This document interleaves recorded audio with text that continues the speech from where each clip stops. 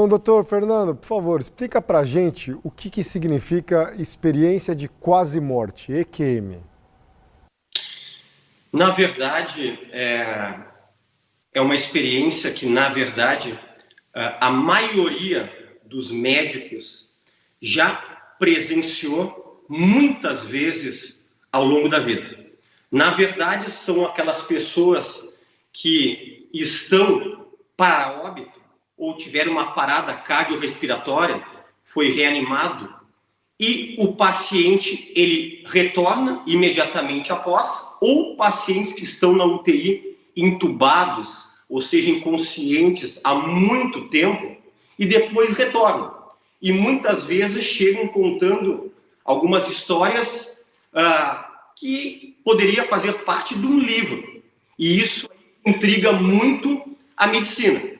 E é uma coisa que é muito pouco abordado em cursos médicos, e a maioria dos médicos do mundo tem um despreparo para saber como lidar com esse tipo de situação. O senhor já viu isso de perto? Eu já tive algumas experiências que são, na verdade, incontestáveis. Tem pessoas que contaram relatos, mas eu também tive algumas outras experiências em relação a paciente que já estava firmado seu óbito, que eu, na verdade, tive não foi uma sensação, foi algo quase que palpável, de poder ver a transição daquela alma, daquele espírito saindo do corpo. Porque, na verdade, hoje em dia, é mais do que científico que nós somos tricotômicos. Nós somos formados de corpo, que é isso palpável, a alma, que na verdade são os nossos 5 sentidos, os nossos desejos, nossos sonhos, nossas ambições, e a parte do espírito, que é algo que é muito pouco falado, que é uma parte mais interior, mais interna, que isso é muito questionável no sentido de ter desconhecimento pela maioria das pessoas. Eu tenho uma formação da parte, eu sou cristão, e na verdade eu tenho uma formação durante toda a minha vida dessa parte espiritual. Eu tenho conceitos muito bem firmados comigo, que na verdade isso aí eu abordo muito pouco com os pacientes, porque na verdade o objetivo do tratamento médico, da cirurgia, porque eu sou cirurgião, não é nós tratarmos dessa parte. Porém, existem situações que nós acabamos nos deparando, ainda mais quem lida em UTI ou cirurgião, como é o meu caso, que na verdade me auxiliaram, me ajudaram muito. Esse subsídio, vamos dizer, subsídio espiritual de eu ser um cristão apenas e envolvido, não apenas de nome. E me ajudaram muito nessas situações que nós não aprendemos na faculdade de medicina. Nós aprendemos a tratar pressão alta, insuficiência cardíaca, problema de próstata, problema de rins, e não aprendemos, André, a lidar com esses problemas, vamos chamar de espirituais. E eu gostaria de te passar um dado muito interessante. Esse dado eu li mais ou menos uns 2 anos atrás, e sempre que eu posso falar, ou dar uma entrevista, ou alguma aula, eu cito ele. 70% dos médicos do mundo dizem acreditar em Deus ou em alguma força superior. Porém, 86% deles dizem não acreditar em manifestações espirituais no sentido de curas e milagres, vamos chamar de divinos. Então, na verdade, esse é um número que choca. Mas eu tenho uma explicação em relação a isso, André, porque, na verdade, assim, como a vida do médico, do cirurgião, é muito corrida, e nós não temos tempo nem para pensar em coisas diferentes do que nós aprendemos a tratar, então é mais fácil relegar e dizer, isso não existe. Porque, na verdade, se você parar para pensar em algo que tu não conhece, você vai acabar tendo algumas crises, até mesmo existenciais. E eu te diria algo mais. Sabe qual é uma das profissões que tem maior índice de suicídio no mundo? A medicina. Inclusive foi agora, no mês de agosto ou setembro do ano passado, saiu uma publicação muito grande num periódico muito famoso dos Estados Unidos, mostrando o aumento de casos de 1 a 2 casos de suicídios de médicos por dia nos Estados Unidos. E muitas coisas, eu lhe digo, que não é só por causa da carga de trabalho. Muitas coisas são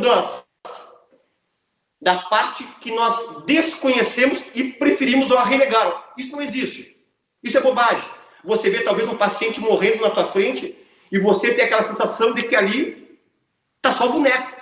Eu sempre gosto de dizer que quem já foi em velório ou quem já viu alguém morrer, e todo médico, ou todo cirurgião, ou todo intensivista que trabalha no UTI já viu muitas pessoas morrer.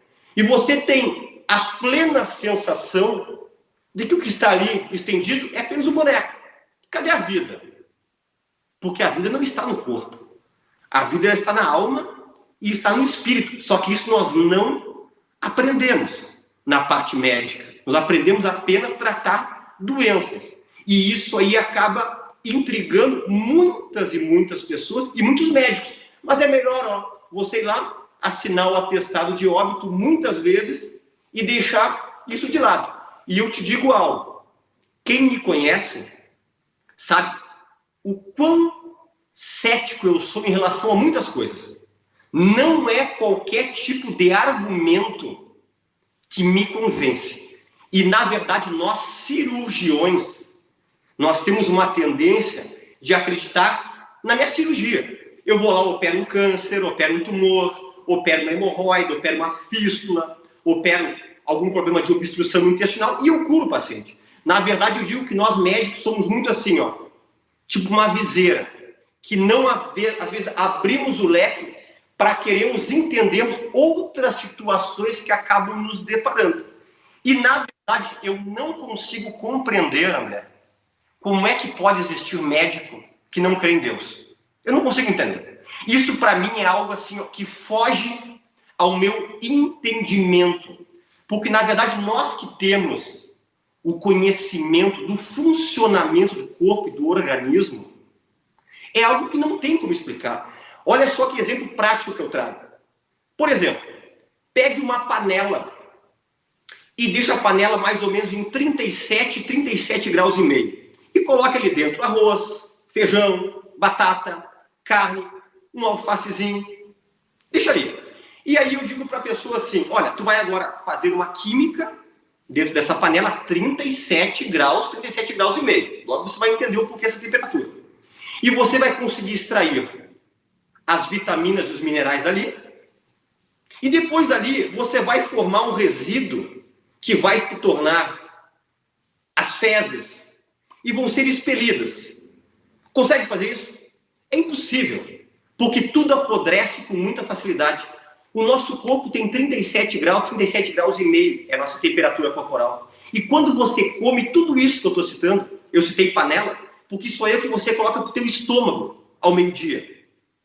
E tem uma reação química tão gigantesca lá dentro, suco gástrico, ácido clorídrico, fator intrínseco, pepsina, depois passa para o intestino delgado, suco pancreático, biliar, depois passa pelos 9 metros do intestino delgado, no finalzinho recebe os sais biliares que dá coloração para as fezes, depois chega no intestino grosso, acontece a formação do bolo fecal, a parte que não é absorvida, que é para ser eliminada, fica nas fezes, o resto vai para a circulação, para nos alimentarmos, nos trazer as proteínas, os sais minerais, e depois elimina.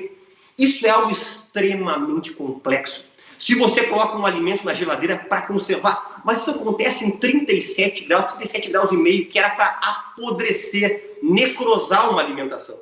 Então é algo tudo muito complexo. Experimenta me beliscar, ou eu te beliscar. Como é que pode, em milésimos de segundo, uma informação sair da tua pele, subir até os teus neurônios cerebrais, voltar para você ter essa sensibilidade? Não tem explicação. É impossível. Existe algo que criou, que arquitetou e que, na verdade, está controlando essa complexidade que é o nosso corpo, que eu citei apenas 2 exemplos, da alimentação e desse beliscão que a gente recebe. Então é algo extremamente complexo, essa parte que nós não queremos lidar, que é a parte espiritual.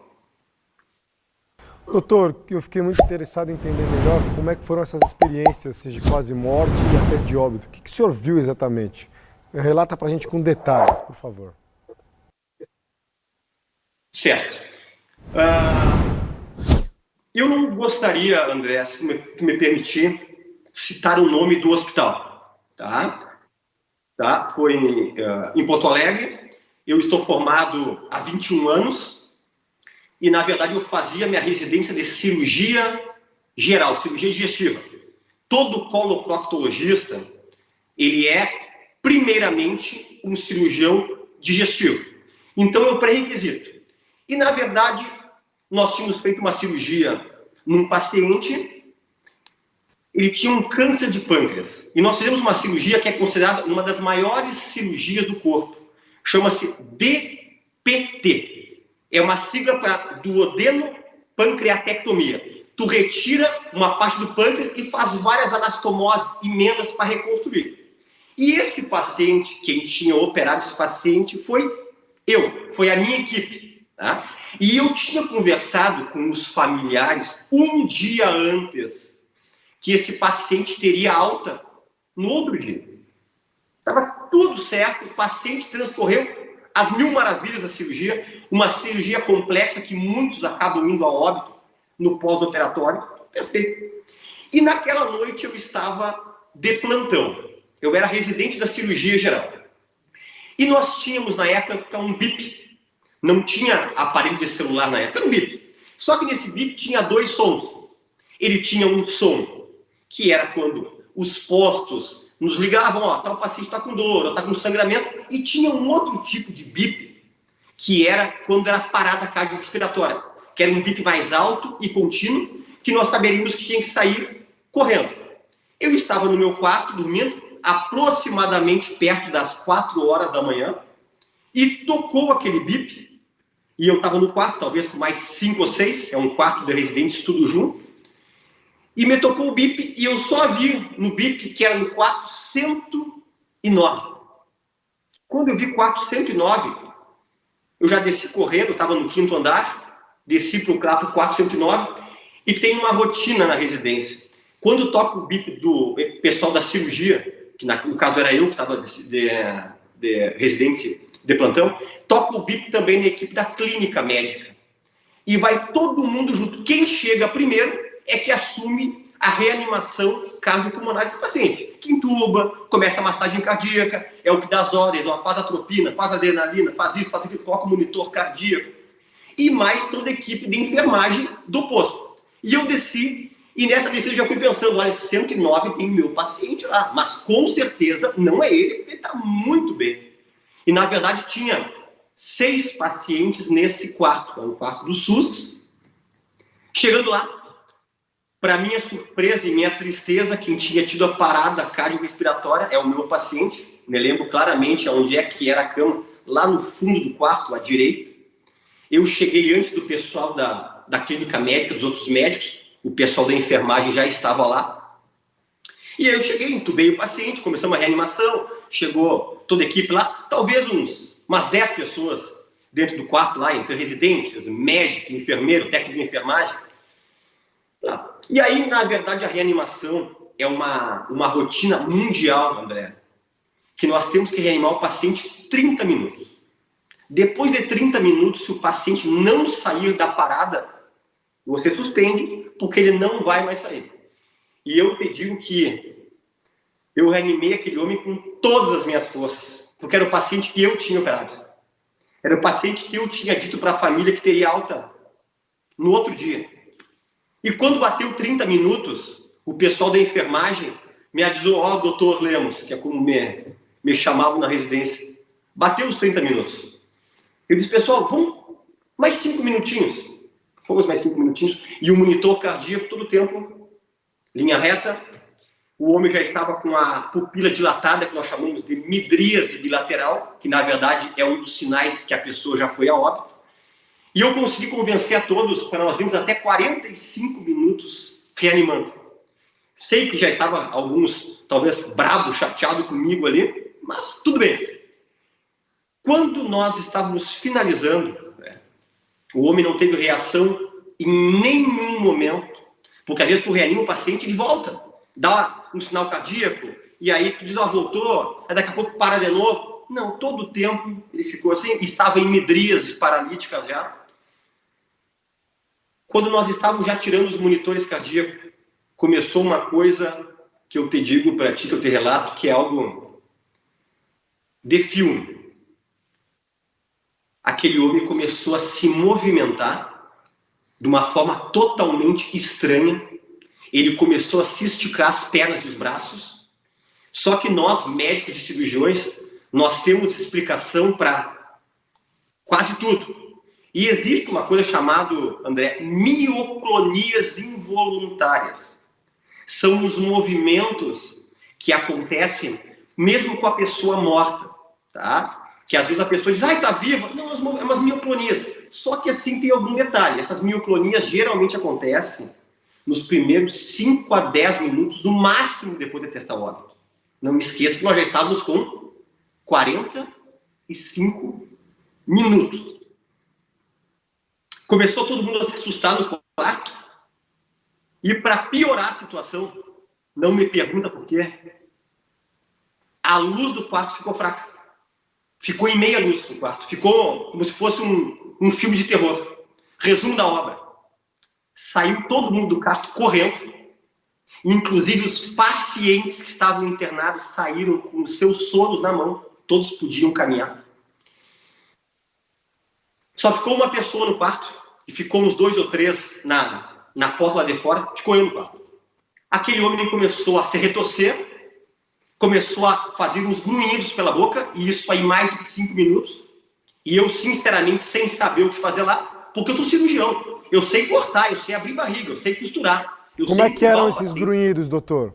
Que tipo eram de som? Eram barulhos, é como se fossem os barulhos de dor, tá? Os barulhos de dor. Um barulho de alguém que está incomodado com a situação ali, tá entendendo? E movimentando-se na cama. Algo que não tem explicação.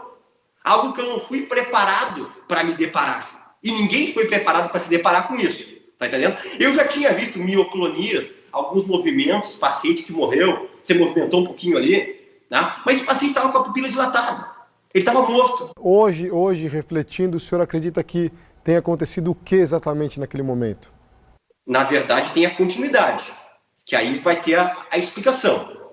Na verdade, aí dentro desse contexto, aconteceu uma coisa mais estranha ainda, que depois eu consegui, no momento, com a tensão do momento, eu não consegui refletir muito o que estava acontecendo. Mas depois, com o passar do tempo, dos minutos, vamos dizer assim, eu consegui entender tudo o que estava acontecendo.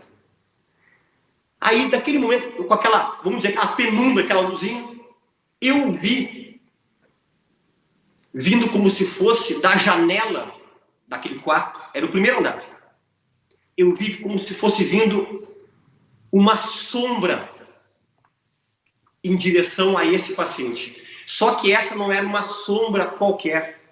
Era uma sombra que tinha uns movimentos como se fosse de alguns seres se movimentando dentro daquela sombra. E chegou naquele corpo, naquela pessoa que estava ali, naquele boneco que estava ali. Ele deu o último grunhido dele, um grunhido de dor, de insatisfação. E eu vi novamente saindo pela janela daquele hospital. Quando aconteceu isso aí, o paciente ficou inerte, parou de fazer movimento, parou de fazer barulhos e ele já estava óbito. Na verdade, eu consegui compreender claramente que ele estava insatisfeito, incomodado de ir para onde ele estava indo. Não era algo feliz. Não era algo que estava trazendo alegria. E, na verdade, isto aí veio me trazer uma convicção que eu sempre tive. E vamos dizer que talvez nessa época eu não estava afastado, mas estava talvez um pouquinho apagado.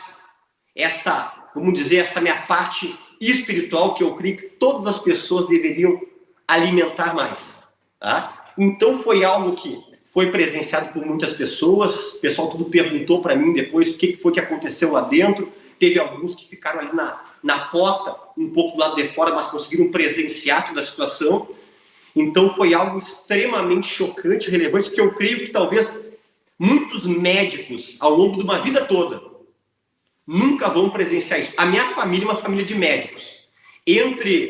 Meu pai é médico, é um urologista, mais de 50 anos. Nós temos mais ou menos na família, entre direto, primos, tios e casados, tem 13 médicos na família. E nunca nenhum dos meus familiares médicos teve uma experiência, vamos dizer, tão relevante como essa. Eu creio que era uma experiência para eu aprender muita coisa e poder trazer para outras pessoas. Só que eu vou te admitir uma coisa, André. Eu estou contando pela segunda vez isso aí. Nesses 20 e poucos anos, eu estou contando isso em público. Eu contei em público numa outra entrevista que eu dei, há pouco tempo. Eu nunca tinha contado isso em público, porque é um assunto que eu preservo muito. Não preservo por vergonha, não preservo por constrangimento, porque eu tenho convicção em quem eu creio, eu tenho convicção no que eu faço, e eu sei que essa parte espiritual ela é muito mais real do que nós mesmos imaginamos. E como nós não entendemos, e o ser humano gosta muito de tentar explicar tudo, por isso que nós, às vezes, não queremos pensar e não entender, porque tem muita coisa que não tem explicação. Tem um versículo bíblico que diz assim, André, que é um versículo chocante, que diz assim: existe muitos mistérios entre o céu e a terra que não convém ao homem saber. Então tem coisas que não tem muita explicação racional e plausível, ainda mais para um cirurgião. Se eu fosse um cirurgião que não tivesse esse embasamento espiritual, eu ia talvez deixar isso aí, colocar numa caixinha no meu cérebro, com um cadeado, e nunca mais pensar nisso. Porque isso aí talvez iria me trazer problemas existenciais, porque eu não ia ter explicação para essa situação. Doutor, como é que o senhor relaciona esse episódio com a existência da alma? Na verdade, assim, vamos lá. Nós somos formados, como eu falei, corpo, alma e espírito, ok? Quando nós falamos alma, geralmente nós englobamos alma e espírito, mas na verdade são coisas um pouco diferentes. Na verdade, só a título de conhecimento, depois nós vamos lidar só com a parte da alma. Por exemplo, por que tem pessoas que têm tudo e se matam? Por que tem pessoas, atores, cantores, que chegaram no topo, que tem tudo, tem dinheiro, tem sexo, tem banquetes, tem as pessoas aos pés? Por que se matam? Por que tem a síndrome dos 27, 28 anos? Quantas pessoas famosas se matam nisso? Por quê? Porque tem um vazio dentro do seu espírito. Todos nós temos uma parte espiritual, todos, que não se preenche com nada. Tu só preenche a parte espiritual quando você se envolve com as coisas de Deus. O famoso escritor russo Dostoiévski disse uma frase que eu cito sempre: todo homem tem um vazio do tamanho de Deus. Essa frase não é minha. Essa frase é de Dostoiévski. E, na verdade, André, o problema é que nós demoramos muito ao longo de uma vida para entender isso. Quando nós ganhamos dinheiro, quando nós estamos felizes com nossos filhos, com a nossa família, temos saúde, você está preenchendo o teu corpo e a tua alma. Mas a tua parte espiritual você não preenche. E quando você está, às vezes, naquele teu domingo à tardinha, tão introspectivo e tão triste, ou às vezes está de noite, foi tudo bem no dia, mas eu estou sentindo aquele vazio, é porque teu espírito está vazio. E, na verdade, a parte espiritual, nós nascemos com ela. Nós recebemos um fôlego de vida. E esse fôlego de vida é uma parte que o nosso corpo quer se conectar com o Criador. Então, nós não preenchemos. Eu gosto de dizer que o nosso corpo, o espírito, é como se fosse um quebra-cabeça com uma peça de um formato que não cabe nada ali. É só Jesus que cabe ali. Jesus é o Filho de Deus, é o Salvador, é em quem eu creio. Na verdade, nós vivemos num país laico, nós respeitamos todas as religiões e crenças. E se tu me perguntar, André, com todo o conhecimento que eu tenho dessa parte espiritual, tu acha que eu converso com algum paciente sobre isso nas minhas consultas? Claro que não. Primeiro, não tem tempo para isso. Segundo, eu atendo pessoas de todas as crenças. Nós estávamos assim conversando aqui, nós atendemos aqui no município onde eu moro, nós moramos no interior do Rio Grande do Sul, chamado Rosário do Sul. Nós temos um canal do YouTube chamado Planeta Intestino, que é o maior canal de coloproctologia do mundo. E migra pessoas do mundo todo aqui para Rosário do Sul. Operamos pessoas da Espanha, tem uma da Espanha agora há pouco tempo aqui, do Japão, das Filipinas, pessoas do mundo todo vêm para cá. Então eu lido com pessoas do mundo todo, com todas as crenças, credos, mitos. Eu queria que o senhor fizesse essa relação desse episódio que o senhor detalhou com riqueza, com a sua crença na existência da alma em cada corpo. Sim, é que na verdade é o seguinte, eu estou finalizando isso aqui para poder chegar nessa parte. E na verdade, essa parte espiritual que eu estava explicando, que almeja as coisas do Criador e a alma, elas são eternas. É por isso que esse embasamento é importante entender. Quando a pessoa morre o corpo. Desde o início da criação, diz que nós fomos formados do pó da terra. E ao pó, a gente volta. Olha que interessante uma descoberta do ano 2000, que todos os elementos químicos da nossa pele têm no solo. Só para comprovar uma coisa que a Bíblia já diz há quanto tempo. Essa parte que morre, a nossa alma e nosso espírito, elas são eternas. Então, na verdade, existe uma continuidade após a morte, que eu sei que é isso que está querendo me perguntar. E nós não vamos fugir da resposta. Porque, na verdade, tem um autor de um livro que diz que a nossa existência aqui na Terra é como se fosse um pequeno parênteses de uma página de um livro de infinitas páginas. Existe uma eternidade. Ou com Deus, ou sem Deus. Tire as tuas conclusões para esse caso especificamente que eu observei, para onde a alma desse paciente foi. E isso, na verdade, não sou eu que estou dizendo. Isso é algo que nós sabemos através do estudo bíblico ou de uma parte espiritual, que isso aí é a realidade da vida que nós muitas vezes tentamos lutar contra ela. Então, na verdade, você é eterno, eu sou eterno. O nosso corpo é mortal. Ponto final. É isso. O senhor considera, então, só para a gente deixar bem claro, que esses grunhidos seriam a insatisfação da alma saindo do corpo? Com toda certeza. Indo para um local que não é um local feliz. É um local que é um local de tormento. Indo para um local que as pessoas acham que não existe, que acham que acaba tudo por ali. E, na verdade, nós tem tantos e quantos relatos ao redor do mundo de coisas que não têm explicação. Porque eu creio, doutor Fernando Lemos, que, na verdade, o deslocamento dessa vida ou para um local de insatisfação, de tristeza e tormento, ou um local de alegria e de gozo eterno, nós alcançamos aqui na Terra. A nossa decisão é aqui. E como a eternidade é tão infinita que nós não conseguimos entender, nós deveríamos nos preocupar um pouco mais com a nossa parte espiritual e um pouquinho menos com essa nossa parte física e com a nossa parte palpável e financeira, vamos dizer assim. Só para a gente terminar, doutor, muitos especialistas, pesquisadores, eles tentam fazer estudos para mostrar que, na verdade, não existe alma. O que o senhor diria para eles? Eu diria que contra fato não tem argumento, ok? Eu sou um cirurgião, eu tenho que tocar na coisa para acreditar. Mas e coisas que aconteceram de forma tão palpável como esta situação? Eu teria outras para te contar aqui, não só de experiência pós-morte, de pacientes que viram seres durante uma cirurgia minha, paciente acordado.